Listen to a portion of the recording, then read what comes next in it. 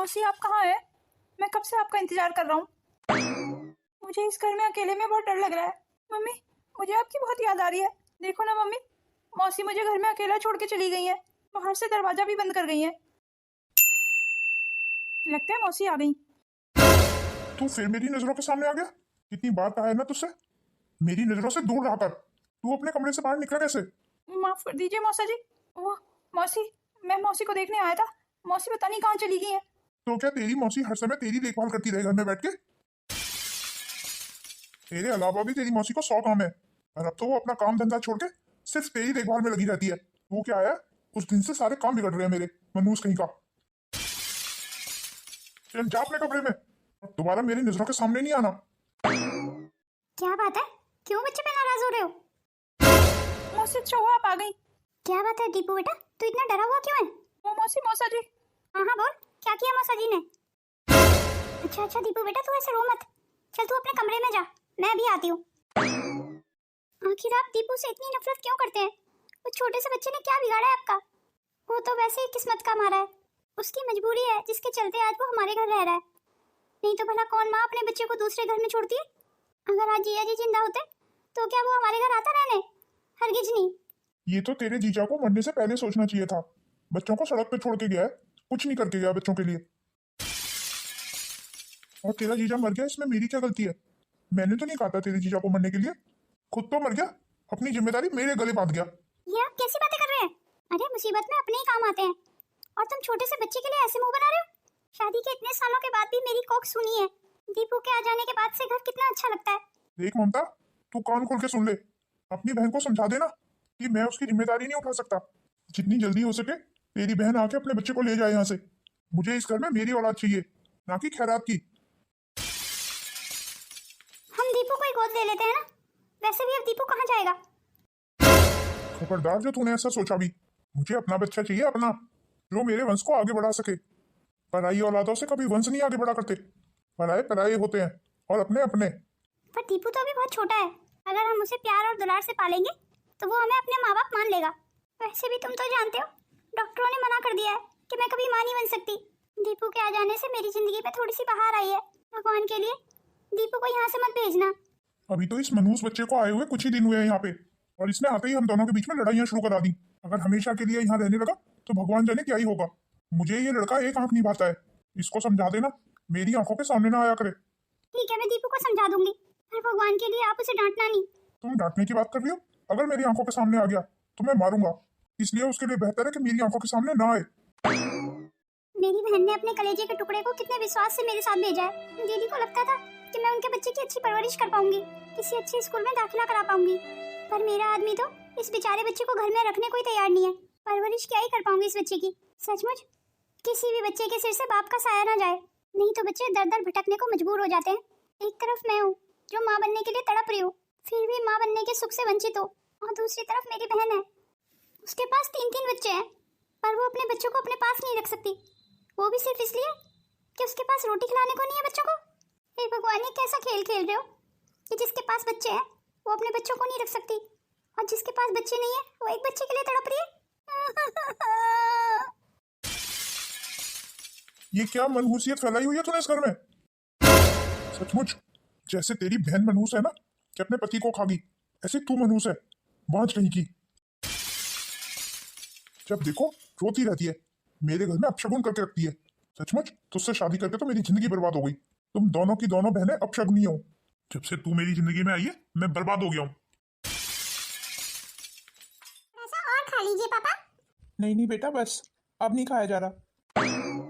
और किसी भी चीज की जरूरत है तो बता दीजिए पापा। वैसे मैं यही हूँ, आप मुझे आवाज लगा देना, मैं झट से आ जाऊंगी। शाम को आपको छत पे भी घुमा के लाऊंगी। चलिए ठीक है पापा, मैं माँ को बोल देती हूँ, वो आपके कपड़े चेंज कर देंगी। जीती रह बेटा, तूने मेरी बड़ी सेवा की है। भगवान तुझे और तेरे बच्चों को खुश रखे। मैंने कुछ गलत कहा आशा? तू एकदम उदास क्यों हो गई? नहीं नहीं पापा, कुछ खास नहीं।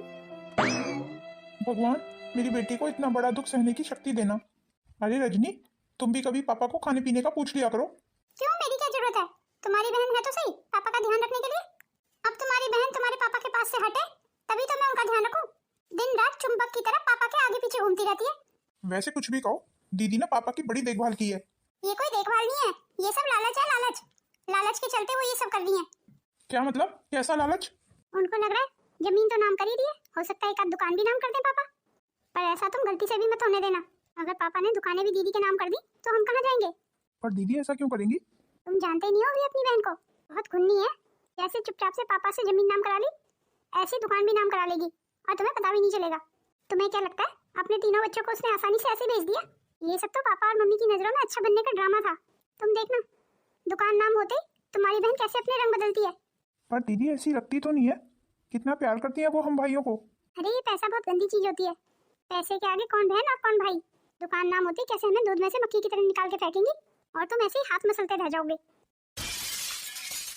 और दीदी की भी क्या गलती है? कमी तो तुम्हारे बाप की है सारी।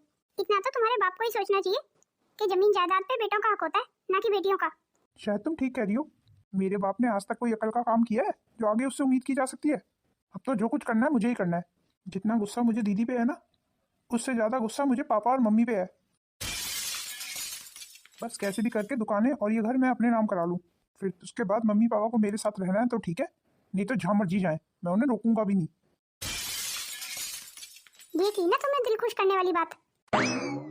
अब जाके मुझे यकीन हुआ कि तुम कुछ ना कुछ जरूर कर लोगे। अब तो ना चाहते हुए भी करना पड़ेगा। अच्छा हुआ सही समय पे तुमने मेरी आंखें खोल दी। ये पराग कैसी बातें कर रहा था? मम्मी पापा को घर से निकाल देगा? आखिर मेरे भाइयों को हो क्या गया है? अगर ऐसी बात है तो अब तो अपना हक मैं भी नहीं छोड़ूंगी। काजू कतली देख के तो मेरे मुंह में पानी आ रहा है। काश हम भी खा पाते। एक काम करेंगे, चुपके से खा लेंगे। पर अगर बुआ को पता चल गया तो बुआ बहुत मारेगी। अरे नहीं नहीं, जब ये बुआ की दोस्त चली जाएगी ना तो बुआ इसे बाहर तक तो छोड़ने जाएंगी, तभी हम दोनों एक एक पीस खा लेंगे। चल ठीक है झिलमिल, अब मैं चलती हूँ। अरे तूने तो कुछ खाया ही नहीं। अभी मैं थोड़ा जल्दी में हूँ, किसी और दिन खाऊंगी। चल ठीक है, तुझे मैं बाहर तक छोड़ के आती हूँ। बुआ चली गई क्या? हाँ बुआ चली गई। चल अब दोनों खाते हैं। अच्छा तो चोरी करके काजू कतली खाई जा रही है? मैं कुछ भी बर्दाश्त कर सकती हूँ पर चोरी नहीं। और तुम दोनों को पता है ये काजू कतली कितनी महंगी आती है? तुम दोनों की हिम्मत कैसे हुई काजू कतली खाने की, वो भी मुझसे बिना पूछे? आज नहीं छोड़ूंगी तुम दोनों को। गलती हो गई बुआ, आइंदा से नहीं खाएंगे।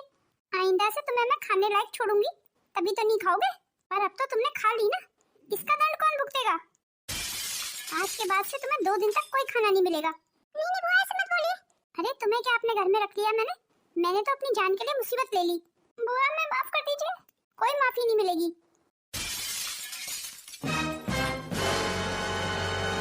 बुआ हमें रूम के अंदर बंद मत कीजिए, हमें बहुत डर लगता है। बिल्कुल चुप कर, अब तू 2 दिन तक इसी कमरे में बंद रहेगी। बढ़िया ही काजू कतली खाने वाली, काजू कतली खाएंगी वो भी मुझसे बिना पूछे। चलो इस काजू कतली को उठा के रख देती हूँ। आज तो बच्चों की बहुत याद आ रही है। मैंने झिलमिल दीदी को फोन भी किया था, उन्होंने मुझे आरोही और वैष्णवी से बात ही नहीं कराई। पर पता नहीं क्यों मुझे बहुत याद आ रही है बच्चों की। हे भगवान मेरे बच्चों की रक्षा करना, मुझे माफ कर देना बच्चों। तुम्हारी 2 रोटियों के खर्चे से बचने के लिए मैंने अपने बच्चों को अपने से अलग कर दिया। कितनी अभागन माँ हूँ मैं। हे भगवान ये दिन किसी माँ को मत दिखाना। मैंने अपने बच्चों को लेके क्या क्या सपने देखे थे। अपने बच्चों को खूब पढ़ाऊंगी दिखाऊंगी, पर आज तो मैं उन्हें रोटी भी नहीं खिला पा रही हूँ। अरे अब क्या हो गया, क्यों मुंह फाड़ के रो रही हो? तो क्या मैं पूछ सकती हूँ दीदी आपको इस घर में क्या कमी पड़ रही है जो आप ऐसे मुंह फाड़ फाड़ के रो रही है? अरे कम से कम अपनी नहीं तो हमारी इज्जत की तो परवाह कीजिए। कोई गली मोहल्ले का सुन लेगा तो क्या सोचेगा हमारे बारे में? अब बताएंगी भी क्यों इतनी तेज मुंह फाड़ फाड़ के रो रही है? ओ भाभी बच्चों की बहुत याद आ रही थी। हे भगवान लो कर लो बात। अरे बच्चों की इतनी याद आ रही है तो उनसे फोन पे बात कर लो ना, इतनी तेज तेज रोने की क्या जरूरत है? या फिर कहीं आपको ऐसा तो नहीं लग रहा कि आपके यूं बार बार रोने फिफियाने से हम आपके बच्चों को यहाँ बुला लेंगे? नहीं नहीं भाभी ऐसी कोई बात नहीं है। अच्छा खैर छोड़ो, मुझे क्या है, तुम रो या दीवारों में सिर पीटो मेरी बला से। अच्छा मुझे ये बताओ छत से कपड़े कौन उतार के लाया था? मैं ही उतार के लाई थी भाभी। मेरी ग्रीन रंग की साड़ी नहीं मिल रही है, पर तुमने ही धोई थी ना? जी भाभी मैंने ही धो के डाली थी, पर आपकी ग्रीन साड़ी तो मैं उतार लाई थी और आपके कपड़े मैंने तय बना के आपके बेड पे रख दिए थे। तो क्या मैं झूठ बोल रही हूँ? हेलो तुम खुद देख लो मेरे कमरे में चल के, वो साड़ी कहीं नहीं है। पर ऐसा कैसे हो सकता है, कहीं ऐसा तो नहीं है तुमने वो साड़ी अपनी अलमारी में ही रख ली हो? नहीं नहीं भाभी मेरी अलमारी में क्यों होगी आपकी साड़ी? वो क्या है ना दीदी, वो साड़ी इतनी अच्छी है किसी का भी मन ललचा सकता है उस साड़ी को पहनने के लिए। नहीं नहीं भाभी मैं भला विधवा हरे रंग की साड़ी से मेरा क्या काम? देख लो दीदी, सोच लो, कहीं ऐसा ना हो अपनी कही हुई बातों में फंस जाओ। आपको ऐसा लग रहा है भाभी तो आप खुद मेरी अलमारी चेक कर लो। अलमारी तो मैं चेक करूंगी। अब आप क्या कहेंगी दीदी? मुझे नहीं पता भाभी, ये साड़ी यहाँ कैसे आई? पता नहीं क्यों मुझे तो तुम्हारे चाल चलन कुछ ठीक नहीं लगते। आखिर क्या इरादे थे तुम्हारे? अगर तुम्हें साड़ी चाहिए थी तो मुझसे मांग ली होती। यूं चोरी छुपे साड़ी को अपनी अलमारी में रखने का क्या मतलब? हो सकता है भाभी गलती से अपनी अलमारी में रख दी हो और शायद मुझे याद नहीं रहा। अब इतना भी भोली बनने की जरूरत नहीं है। वैसे जो मैं तुम्हारे बारे में सोचती हूँ ना, वही सही है। तुम अब इतनी सीधी भी नहीं हो जितनी दिखती हो। माफ कर दीजिए भाभी, आगे से ऐसी गलती नहीं होगी। पर मेरा विश्वास तो तुमसे उठ ही गया ना। अब तो आगे से रुपए पैसे और गहनों का ध्यान रखना पड़ेगा, नहीं तो तुम्हारा क्या भरोसा, तुम शायद गलती से अपनी अलमारी में रख लो। नीचे किचन में चलो और जल्दी से कुछ खाना बना लो। मेरी एक दो फ्रेंड आ रही हैं घर में, खाना उनकी पसंद का ही बनाना। जब देखो बिस्तर तोड़ती रहती हो। ये साड़ी मेरी अलमारी में कैसे आई? मैंने तो तय बना के भाभी के बेड पे ही रखी थी। आपको कैसे पता होगा दीदी?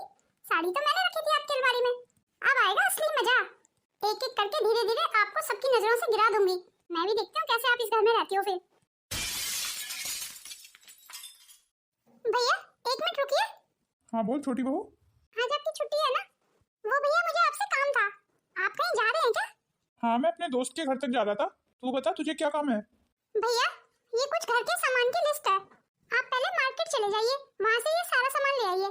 और हाँ भैया आते हुए साथ में 3 लीटर दूध भी ले आइए और रास्ते में से कुछ सब्जियाँ भी लेते आइए। सारी सब्जियाँ खत्म हो गई हैं। पर छोटी बहू अभी तो मैं अपने दोस्त के घर जा रहा हूँ। ओहो भैया, दोस्त के घर जाना इतना जरूरी नहीं है। उसके घर आप बाद में चले जाना। अभी घर का सामान बहुत जरूरी है। अरे अलका, ये घर का सारा सामान लाना तो देवर जी की जिम्मेदारी है ना? तो फिर तू ये सारा सामान इनसे क्यों मंगवा रही है? क्यों भाभी, अब मेरे पति क्यों लेके आए सारा सामान? कुछ तो आपके पति की भी जिम्मेदारी बनती है ना? अब ऐसा तो है नहीं भाभी कि इस घर में सिर्फ अकेले हम ही रहते हैं। क्या कहना चाहती है छोटी बहू? ओहो भैया, बड़ी सीधी सी बात है। घर में सबको अपनी जिम्मेदारियां मिल बांट के लेनी होंगी। वैसे भी घर का राशन ला ला के मेरे पति के पास तो पैसे ही नहीं बचते, इसलिए भैया राशन की जिम्मेदारी आप ही निभाइए। ये क्या राशन राशन की रट लगा रखी है तूने? तू क्या मेरे पति को राशन ना लाने के ताने मार रही है? अगर वो राशन नहीं लाते तो क्या हो गया? घर में और भी तो 10 तरीके की जरूरतें होती हैं, वो सारी तो वही पूरी करते हैं। अब भाभी आप ज्यादा चालाक बनने की कोशिश तो करिए मत। क्या मतलब है तेरा? मैंने क्या चालाकी की? क्यों भाभी, ये चालाकी नहीं तो और क्या है? सबसे ज्यादा खर्चा राशन में ही होता है और वही आपने मेरे पति के जिम्मे डाला हुआ है। तो फिर ठीक है, मेरे पति राशन ले आएंगे, पर आज के बाद घर का बिल, टीवी का बिल, मोबाइलों के बिल, ये सारे बिल तू देवर जी को बोल देना, वो ही भर दिया करेंगे, ठीक है ना? वरना मेरे पति सारे बिल क्यों भरने लगे? तो फिर मेरे पति राशन क्यों लाने लगे? इसीलिए कहती हूँ मुझसे बहस करने की कोशिश मत कर। हमेशा मुंह की खाती है मुझसे। अब जा और चुपचाप देवर जी को बोल के राशन मंगा ले। चाहे कुछ भी हो जाए भाभी, राशन तो भैया ही लाएंगे इस बार। अरे रजनी कोई बात नहीं है, मैं ले आऊंगा राशन। पर तुम क्यों ले आओगे? ये अपने पति के सारे पैसे बचवा देना चाहती है। तुमने ही कौन सा इस घर का ठेका लिया हुआ है? तो मेरे पति ने भी ठेका नहीं लिया हुआ। ये सब क्या हो रहा है इस घर में? मेरे घर में आज तक राशन पानी को लेके कभी लड़ाई नहीं हुई और तुम लोग राशन के लिए लड़ रहे हो। मैं थोड़े दिन के लिए बीमार क्या हो गया? सब लोग अपनी मर्यादा भूल गए। राशन लाना अक्षय का काम है। छोटी जा तू अक्षय को बोल राशन को लेके आएगा। माफ करना पापा, आज के बाद ये कोई राशन नहीं लाएंगे। अच्छा यही होगा कि हम इस घर का बंटवारा कर लें। आप हमें हमारा हिस्सा दे दीजिए बाबूजी, हम अलग हो जाएंगे। ये तू क्या बोल रही है छोटी? बस बाबूजी बहुत हो गया। अब घर की रोज रोज की चिक चिक मैं बर्दाश्त नहीं कर सकती। बाबूजी मैं भी यही चाहती हूँ, जब सब अपना हिस्सा मांग रहे हैं तो मैं ही क्यों पीछे रहूं? मुझे भी मेरा हिस्सा दे दीजिए पापा। ये तो क्या कह रही है आशा? मुझे तुझसे ये उम्मीद बिल्कुल नहीं थी। उम्मीद तो मुझे भी बहुत सारी चीजों की नहीं थी पापा, पर मेरे साथ हो रहा है। वैसे भी छोटी भाभी ने बुरा क्या कहा? सब अलग रहेंगे तो कम से कम शांति तो रहेगी इस घर में। कोई किसी के हिस्से का नहीं खाएगा। इसके हिस्से में जो आएगा वो उसी में गुजारा करे। माफ करना दीदी, पर आपका इस घर पे कोई हिस्सा नहीं बनता। घर के हिस्से में सिर्फ बेटों का हिस्सा होता है, बेटियों का नहीं। देखा ना अपनी बहन को कैसे झट से हिस्सा मांगने आ गई। मुझे आपसे ये उम्मीद बिल्कुल नहीं थी दीदी। आज आपने मुझे बहुत निराश किया है। तुम सबकी खुशी और नाराजगी का ठेका नहीं ले रखा मैंने। जितनी जल्दी हो जाए ना पापा, उतनी जल्दी आप मुझे मेरा हिस्सा दे दीजिए। मुझे इस घर में भी अपना हिस्सा चाहिए। तुझ पे तो मुझे बहुत नाज था आशा। मैं सबको कहता था कि बेटी हो तो आशा जैसी, पर शायद मैं गलत था। जमीन का हिस्सा लेके पेट नहीं भरा, जो अब घर और दुकानों में से भी हिस्सा मांगने आ गई हो। जब तुम सब लोग अपना हिस्सा मांग सकते हो तो मैं क्यों नहीं? अब तो मैं पापा को बोल के आपका हिस्सा सबसे पहले दिलाऊंगा, चाहे हमको हमारा हिस्सा मिले या ना मिले। पर आपको अपना हिस्सा जरूर मिलना चाहिए। इसी में तुम सबकी भलाई है। ये सब इस अलका की वजह से हुआ है। इस घर में तो जो भी होता है वो मेरी वजह से ही होता है। तुम बिल्कुल ठीक कहती थी, दीदी अब उतनी सीधी भी नहीं है जितनी दिखाई देती हैं। देख लो, तुम्हें ही बहुत अंधा विश्वास होने लगा था अपनी बहन पे। वैष्णवी, बुआ दरवाजा क्यों नहीं खोल रही? क्या सचमुच हमने इतनी बड़ी गलती कर दी? शायद बहुत बड़ी गलती कर दी हमने। हमें काजू की मिठाई नहीं खानी चाहिए थी, और अगर खानी भी थी तो बुआ से पूछ लेना चाहिए था। और जब हम पापा मम्मी के साथ रहते थे वो तो हमें ऐसी कोई सजा नहीं दिया करते थे, बल्कि हम ही नहीं खाया करते थे। पापा और मम्मी कितनी जिद किया करते थे हमसे कि ये खा लो वो खा लो। वो हमारे पापा मम्मी थे, पर बुआ भी तो पापा की बहन है। इस तरीके से वो हमारी माँ के समान हुई, फिर वो हमारे साथ ऐसा क्यों कर रही है? हमने चोरी की थी ना, शायद उसी की सजा दे रही है बुआ हमें। चोरी करना तो गलत बात होती है ना, पर इतनी बड़ी सजा। शायद अब तुम्हारी अकल ठिकाने आ गई होगी। आज 2 महीने के बाद तुम्हारे फूफा जी घर आ रहे हैं। मैं उन्हें लेने स्टेशन जा रही हूँ। मैं बाहर से दरवाजा बंद करके जाऊंगी। अपने फूफा जी के आने से पहले तुम दोनों घर की साफ सफाई कर लेना। और हाँ, ध्यान रहे, कोई भी चालाकी और होशियारी करने की बिल्कुल कोशिश मत करना, नहीं तो जानती हो ना तुम्हारे साथ मैं क्या करूंगी। हम समझ गए बुआ, आप बिल्कुल फिक्र मत कीजिए, हम घर का छोटा मोटा सारा काम कर लेंगे। बुआ, कुछ खाने को है? हमें बहुत भूख लगी है। जब फूफा जी के लिए खाना बनेगा उसी में से तुम्हें भी दे दूंगी। अच्छी बात है, फूफा जी आ रहे हैं, कम से कम उनके आने के बहाने से हमें खाना तो मिलेगा। तुझे बहुत भूख लगी है? हाँ, मुझे बहुत भूख लगी है। तो फिर चल मेरे साथ किचन में, मैं तुझे किचन में कुछ हल्का फुल्का बना के दे दूंगी। नहीं नहीं, बुआ ने देख लिया तो बहुत मारेंगी, फिर पता नहीं कितने दिनों के लिए रूम में बंद कर देंगी। बुआ को पता नहीं चलेगा, हम मैगी बना के खा लेंगे। अरे हाँ, मैगी तो झट से बन जाएगी, हम झट से खा लेंगे और बर्तन भी धो के रख देंगे, बुआ को पता ही नहीं चलेगा। तो फिर चल जल्दी मेरे साथ, इससे पहले कि बुआ लौट के आ जाए। मैं जल्दी से मैगी का पैकेट ढूंढती हूँ, यही कहीं रखी होनी चाहिए मैगी। अरे वाह, मैगी का पैकेट मिल गया। चलो जल्दी जल्दी बना लो, अब तो मुझे भूख और तेज लगने लगी है। हाँ रोही, जल्दी बना लेना। हाँ हाँ वैष्णवी, अभी बना रही हूँ, तू चिंता मत कर। पर गैस चूल्हा तो ऊंचाई पे रखा है, मैं कैसे बना पाऊंगी? तो क्या इसका मतलब हम मैगी नहीं खा पाएंगे? तू चिंता मत कर, मैं अभी कोई जुगाड़ करती हूँ। एक काम करते हैं, कोई कुर्सी या स्टूल लेके आते हैं। हाँ यही ठीक रहेगा, तू रुक यहीं, मैं अभी आई। अरे वाह, तेरा आइडिया तो सचमुच काम कर गया। देखा ना, अब मैं इस कुर्सी पर खड़े होकर आराम से मैगी बना लूंगी। अब जल्दी जल्दी बना ले, इससे पहले कि बुआ आ जाए। अरे ये सब क्या हो रहा है? गिर रही हूँ मैं, बचाओ।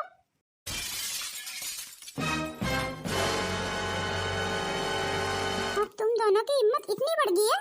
वो तो अच्छा तुम्हारे फूफा जी आज नहीं आ रहे हैं, इसीलिए मैं घर जल्दी वापस आ गई और मैंने एक बार फिर तुम्हें रंगे हाथों पकड़ लिया, वो भी चोरी करते हुए। नहीं नहीं बुआ, वो मुझे बहुत तेज भूख लगी थी, मेरे कहने पे यार वो मैगी बना रही थी।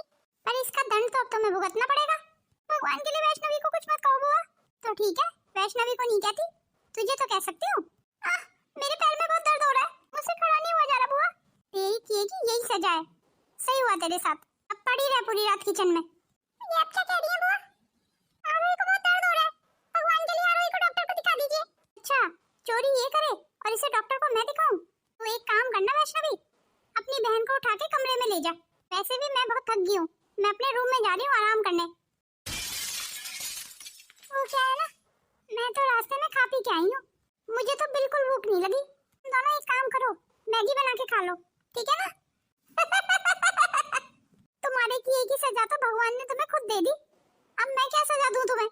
वो ऐसा मत कीजिए, आरोही को बेड पे तो लेटा दीजिए, मेरी बहन को कितना दर्द हो रहा है।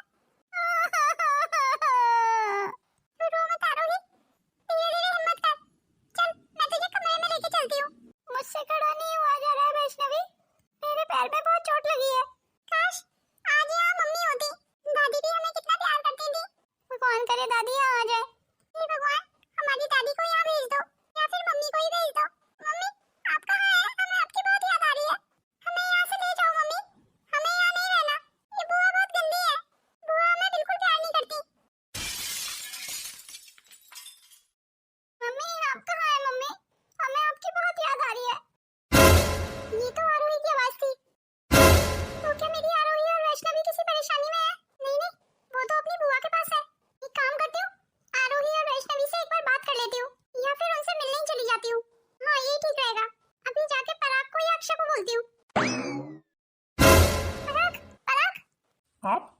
मेरे कमरे में क्या कर रही हैं? अब ये कमरा भी मुझसे छीन लेना चाहती हैं? नहीं पराग, ये तू क्या कह रहा है? मैंने अभी अभी बहुत बुरा सपना देखा। लगता है मेरी आरोही और वैष्णवी किसी मुसीबत में है। अगर आपके बच्चे मुसीबत में हैं, तो हम क्या करें? यहाँ क्यों आई हो आप? तुम शांत रहो, मैं बात कर रहा हूँ दीदी से। इनको बोल दो मेरे कमरे से अभी के अभी चली जाए। मुझे इनकी शक्ल से भी नफरत है। लगता है आपने सुना नहीं दीदी, आप यहाँ से जा सकती हैं। यहाँ पे आपको किसी तरीके की कोई मदद नहीं मिलेगी। बढ़िया ही हमसे मदद मांगने वाली हैं? हिम्मत तो देखो इनकी, कैसे मुंह उठा के मेरे कमरे में चली आई। इतना सब होने के बाद इन्हें ये लग रहा था कि हम इनकी मदद करेंगे। तुझसे मैंने कह दिया ना, बुआ के कमरे में जाने की कोई जरूरत नहीं है। पर आप ऐसा क्यों बोल रही हैं मम्मी? बुआ मुझे कितना प्यार करती है। चुप, एकदम चुप। खबरदार जो आगे से बुआ के कमरे में जाने के लिए बोला, नहीं तो मुझसे बुरा कोई नहीं होगा। अरे अलका, बच्ची को क्यों डांट रही हो? आप यहाँ क्यों आई हैं? अक्षय मेरे भाई, वैष्णवी और आरोही शायद किसी मुसीबत में हैं। मुझे उनसे मिलाने ले चल। क्यों? मैं क्यों तुम्हें उनसे मिलाने ले चलूं? वाह, कितनी अच्छी बात है। मुसीबत पड़ती है तो हम याद आते हैं। पर शायद आप गलत जगह आ गई हैं। आपको यहाँ से कोई मदद नहीं मिलेगी। हमें आपसे कोई मतलब नहीं रखना है। सुना नहीं आपने अलका ने क्या कहा? आप यहाँ से जा सकती हैं। ऐसा मत बोल अक्षय, तू ऐसा क्यों बोल रहा है? तू भी तो आरोही और वैष्णवी का मामा है ना? उनका तो तुम्हारे सिवा इस दुनिया में कोई नहीं है। मुझे आरोही और वैष्णवी की बहुत याद आ रही है। उन्हें हमारी मदद की जरूरत है। मेरे भाई, मेरी बात करा दे अपने फोन से। मेरे पास तो फोन भी नहीं है। हम क्यों बात करा दे? आपके मम्मी पापा के पास भी तो फोन है। वहाँ जाओ, वहाँ से फोन कर लो। हमसे किसी भी मदद की उम्मीद मत रखना। तुम्हारी परेशानियाँ खुद सुलटो। कितनी चालाक बनती है। इन्होंने सोचा होगा घर में और तो कोई इनकी मदद करेगा नहीं, तो चलो अक्षय के पास ही चलती हूँ। वही तो एक पागल है। कोई जरूरत नहीं है अक्षय तुम्हें इनके साथ जाने की या इनका कोई काम करने की। इन्होंने जो हमारे साथ किया उसे मैं भूल थोड़ी सकता हूँ। ये क्या? ये तुम्हारे हाथ में क्या है? ये घर के बंटवारे के पेपर है। क्या कहा? बंटवारे के पेपर? पर क्यों? घर के रोज रोज के कलेश से मैं परेशान हो गया हूँ। बच्चों को उनका हिस्सा देके उनका मुंह बंद कर देता हूँ, ताकि फिर कभी प्रॉपर्टी के लिए इस घर में लड़ाई ही ना हो। मेरा जो भी कुछ था वो मैंने अपने तीनों चारों बच्चों में बांट दिया है। तो क्या आशा का भी हिस्सा दिया है? हाँ, उसका हिस्सा तो इस बार सबसे पहले दूंगा। बड़ा बड़बड़ के मांग रही थी ना मुझसे अपना हिस्सा। सारी मुसीबत की जड़ ये आशा ही निकली। आखिर मेरे घर के टुकड़े कराई दिए ना इसने। अरे मरने दो इस आशा को, कोई जरूरत नहीं है इसे इस हक देने की। मम्मी, पापा, मुझे आपसे जरूरी बात करनी है। तू यहाँ क्यों आई है? घर के टुकड़े तो करा दिए तूने, अभी और क्या कराना चाहती है? मुझे इससे बात करने दे। हाँ बोल, क्या चाहती है? पता है पापा, मैंने बहुत बुरा सपना देखा। आरोही और वैष्णवी किसी बड़ी मुसीबत में है। पर वो तो तेरी ननद के पास है ना। मैं तो कहती हूँ तू भी अपनी ननद के पास ही चली जा। यहाँ आके तो तूने मेरे घर के टुकड़े ही करा दिए। मम्मी, आप ऐसा क्यों कह रही हैं? मैंने सुना तो था कि बेटियां नाश की निशानी होती हैं, पर तेरी इन हरकतों के बाद जान भी लिया। आप ये सब इसलिए कह रही हैं ना मम्मी कि मैंने अपना हिस्सा मांग लिया? क्यों मम्मी, क्या मैं आपकी बेटी नहीं हूँ? और शायद आप भूल रही हैं, हिस्से की बात मैंने नहीं की थी, आपके दोनों बेटों ने की थी। पर उनसे तो आप बड़े प्यार से बात करती हैं, तो मैं इतनी पराई कैसे हो गई मम्मी? मुझे तो ऐसा लगता है मम्मी कि आपको हम दोनों बहनों से कभी प्यार ही नहीं था। प्यार नहीं था? फिर भी तू यहीं आ गई ना। यहाँ नहीं आती तो कहाँ जाती मम्मी? और तू अपने भाइयों से क्या मुकाबला कर रही है? वो दोनों कमाते हैं, तू तो हम पे बोझ है। आज तू कमा नहीं सकती तभी तो यहाँ पड़ी है। तो क्या मेरा बस यही कसूर है मम्मी कि मैं कमा नहीं सकती? कमा सकती तो यहाँ आती भला, और ना ही अपने भाइयों का हिस्सा लेती। खुद तो आई साथ में अपने 3-3 बच्चों को भी ले आई। हमारे पास तो था इसलिए तुझे तेरा हिस्सा दे दिया। तेरी लड़कियां तुझसे हिस्सा मांगेंगी तब क्या करेगी तू? मैं भी देखती हूँ कितने हिस्से देगी अपनी लड़कियों को। आपने बिल्कुल ठीक कहा मम्मी। मैं अपनी बेटियों को खूब पढ़ाऊंगी लिखाऊंगी और उन्हें इस काबिल बनाऊंगी कि उन्हें किसी से हिस्सा मांगने की जरूरत ही ना पड़े।